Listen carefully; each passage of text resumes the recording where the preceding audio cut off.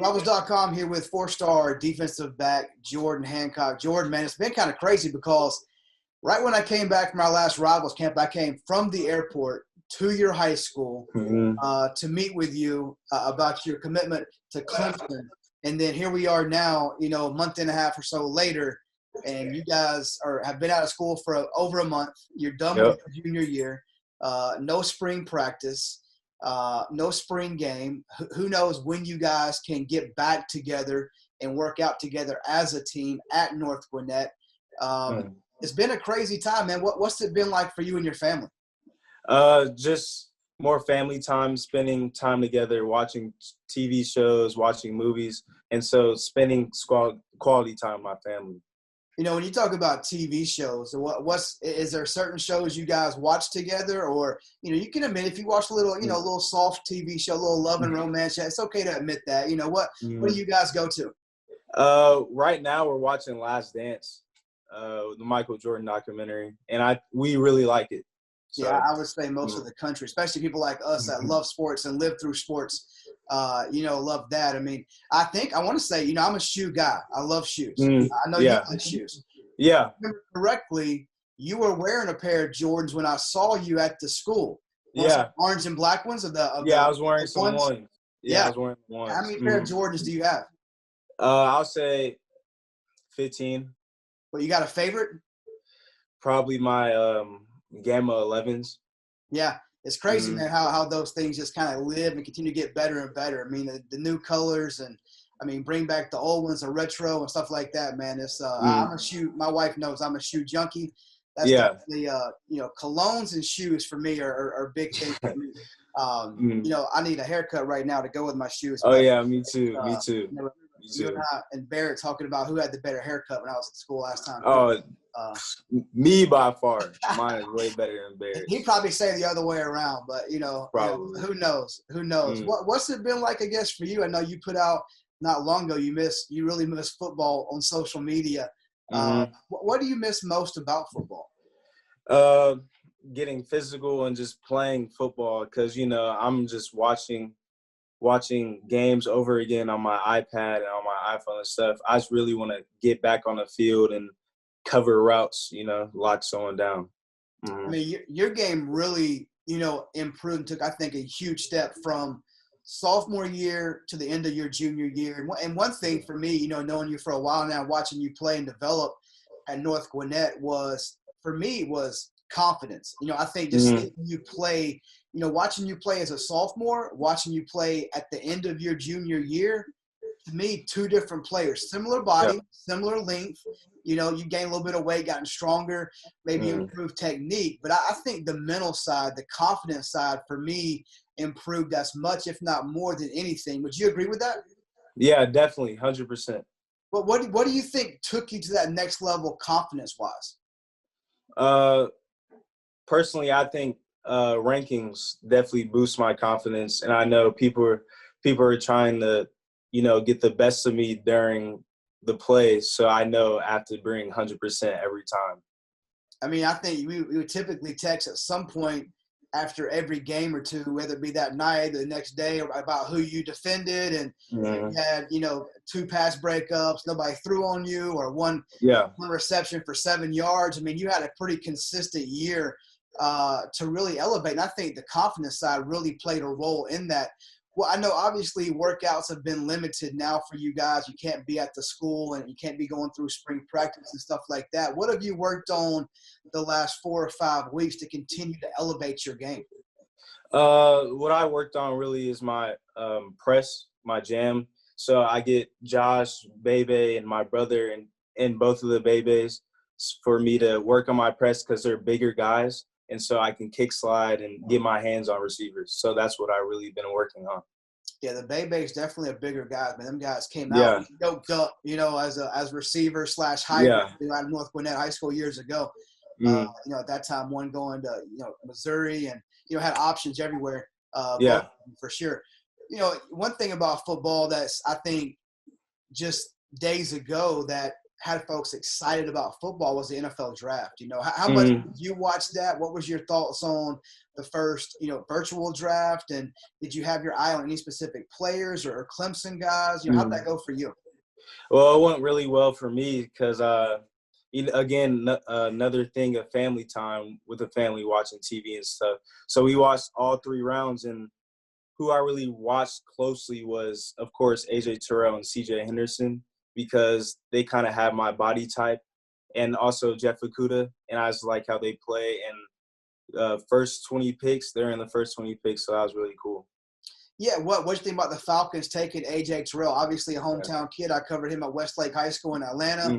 You talk about truly hometown guy. I mean, he lived just, miles from Mercedes-Benz. Went to Clemson, where you'll be headed next year. What was your thoughts on that take by the Falcons? I think it was really good take because, the Falcons run the 3-deep system. And I feel like A.J. Terrell can really go in there and play that system really well because we played at Clemson a little bit too. So, those fans are going to catch that. You said we played at Clemson. We're already part of that Clemson family. I'm sure they'll love that without question. Was there any surprises to you in the draft? Anybody that went higher than you thought, or maybe lower, or just anything that caught you off guard? Damon Arnett and Christian Fulton, because Arnett, I really thought he was a dog and he was really good. I thought he was really underrated. And when the Raiders took him, I was kind of happy because everyone was like overlooking him, and he started a lot of games throughout his whole career at Ohio State.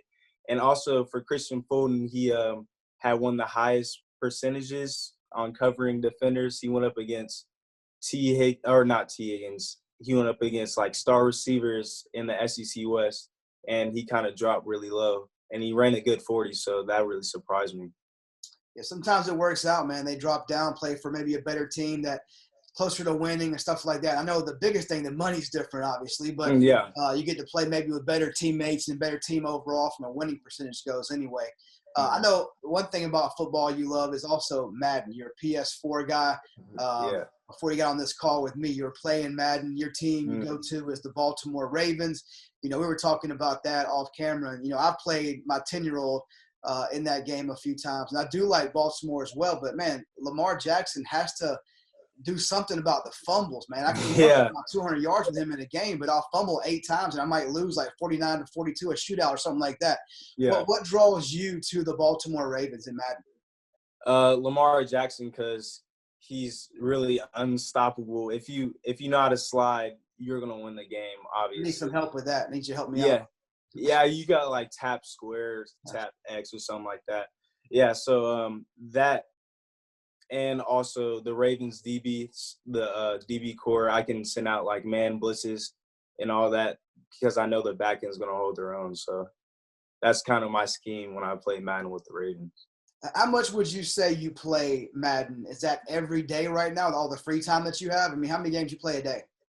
A lot of games, but it's definitely every day. It's definitely every day. Do you win more than you lose? Yeah. I win, that's probably a dumb question, right? That's like asking you who has the better haircut, you or Barrett. It's kind of dumb, right? I assume.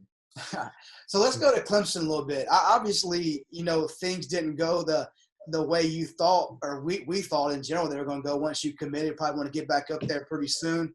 Who knows when that will be. It's at least shut down through the end of May, right now. What's communication been like with Clemson, since you committed and going through this dead period? And has it been a weekly thing, daily thing? What's that been like for you? It's been a daily thing. I contact Coach Kahn, Coach Venables, Coach Swinney, and Coach Reed like every day. So we keep in really good contact.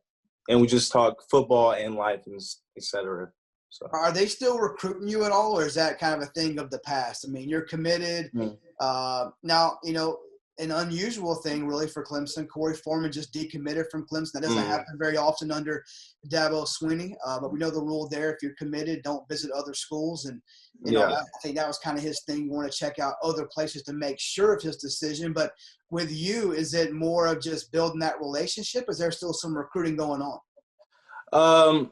Kind of just like they treat me like I'm already on the roster, just talking schemes, talking football and breaking down film with them and all that. So it's kind of recruiting me, but it's kind of like I'm already on the roster, With y'all's communication, is it more, over the phone? Is it FaceTime? Is it Zoom? Is it text? Mm-hmm. What's the general everyday thing for you guys? FaceTime. We'll text like before, then he like text me, FaceTime him, so I'll just FaceTime him. So then we're just on there for like an hour just talking and stuff. Yeah, with all this has happened, it seems like just yesterday I was there and you committed, that week. Mm-hmm. What's it feel like for you now? Has it, I guess, completely settled in for you that you're a Clemson Tiger and that's just the way it is? Yes, that's the way it is. Yeah. Are any other schools still recruiting you at all, trying to contact you and get communication with you? Yeah, there's other schools like Ohio State, Alabama, and UGA. Do you respond to stuff like that now, or is it kind of like you're committed, you're done, you don't ever talk to Clemson? No, it's I respond because I know I have a really good relationship with them. It's like I don't look at him as a coach. I look at him as like just a friend, and so that's why I kind of respond and stuff. So, is there? I guess I don't want to say doubt in your mind, but how strong or how firm do you feel about your decision to Clemson? 100% firm. What makes? I know your words to me back before you even announced publicly were, Clemson's different. Just something about that culture, the feeling there, the atmosphere, the environment. Why do you feel Clemson's different? What about them makes them different? What makes them different is when you step on campus, you can feel like the environment, just everyone's happy and all that. It's just a different feel from every other college. And once you get that feel, I didn't take any time and I committed and stuff. So, but the feel is like, it's hard to explain. You would have to go on campus to get the full experience. So, I mean, it changed your recruitment just like that. I mean, yeah. you're Ohio State, leaning that way for a while. Mm-hmm. You go to Clemson, that last visit that weekend, your mind was made up before you left that campus. Mm-hmm. When did it hit you? Do you want to kind of recall and replay that for the Clemson fans? Like when you knew it was going to be Clemson in your heart, when you felt that? I would say after talking to Coach Swinney. Coach Swinney's he had like a meeting with us for an hour and just broke down everything. I was like, this is the place for me. And also on the way back, I was like, it's only an hour, 30-minute drive, so you can't beat that. So, you always have your recruiting hat on. You have one of your best friends is obviously a major Clemson target in Barrett Carter. Mm-hmm. You guys have both told me that you guys would love to play together. Will it work out that way? We'll have to wait and see with Barrett. But what do you say to him, and how often are you chirping in his ear about Clemson? Every day. Every day. It's literally every day. Like, no exaggeration. It's every day. Is it the same thing you say to him every day, or is it something different? Like, how do you get into him and try to get into his mind and make him feel the same way you do about Clemson? I would say watching Isaiah Simmons, like his drafts, like especially on the drafts, I was like, Barrett, this could be you. Like, this is what position they're recruiting Barrett as. So I was like, Barrett, this is literally you. So why are you wasting time? So that's how it was. Are there other guys out there that you're targeting as well besides, Barrett? Corey Kalir, I think that's his last name. Mm-hmm. Is he the main one besides Barrett? Yeah, he's the main one. You're always on there on social media talking about what you're waiting for, hop on, for Clemson, all that kind of stuff like that. Well, what do you, obviously we want the best, things to happen, which is, number one, get back to normalcy, some type of normalcy, everyone to be safe for sure, and have, a strong senior season for you, Barrett, and other guys in that 21 class. But I know it's hard not to. I know you're focused on your senior year in North Gwinnett first, but I'm sure you've taken a little bit of time to think ahead and look ahead to Clemson. And what are you most excited about when you kind of envision yourself at Clemson University, running down that hill, rubbing the rock, being truly a part of that family there. What are you most looking forward to about your time as a Clemson Tiger? Probably becoming a better person, becoming a better young man. So, like, in the future, I can be a great father and all that. So that's what I'm looking forward to. That's a great answer, man. A lot of respect for that, for sure. Talking about that, people talk about Dabo and just his leadership and the kind of man he is. And I want to say you mentioned maybe his religious side as well. Definitely stood out to you. How would you, kind of last question, how would you describe Dabo? If people haven't had a chance to meet him and only kind of see him on TV or watch him coach Clemson, give them your personal take. Well, most people don't really like him because they don't know how he became Dabo Swinney. He didn't come from like a good home and stuff. He didn't. So that's why people really don't like him, because they don't know that part of him. And once I found out about him, it was just amazing because, he's a great person. He's always happy. He's going to make you feel special. So that's a really good thing about Coach Swinney, and he wants to make you a better person. Let me close with this. Let me ask you a question. You can be, I'm in charge of, ranking players and doing this, stars and stuff like that and all that. But, you know me, for a long time. I've got hats galore all over my office. I do stuff with guys going to West Coast or SEC or ACC or Big Ten, whoever. I got 3 Clemson hats. Let me see. I know you don't want to mess your hair and put too many hats on that hair, but I'm having a kind of a bad typical hair day right now with no haircuts going on for me. So 3 hats, Clemson. Which one do I wear the best? So I got this one, the old school Clemson hat right here, a little more tight. And I've got the old purple flat bill. Got the old tiger mouth right there, underneath there. Oh, that's nice. And I got the orange flat bill. Which one do I wear the best? We got A, B, and C, the Clemson hats. I like the A, first one. I probably had this right here the longest. I can probably rock it, back exactly. to Clemson C, like I'm young and hip again. Throw it backwards like I'm cool. Exactly. In my 40s now, getting old with a gray beard going on right now and stuff like that.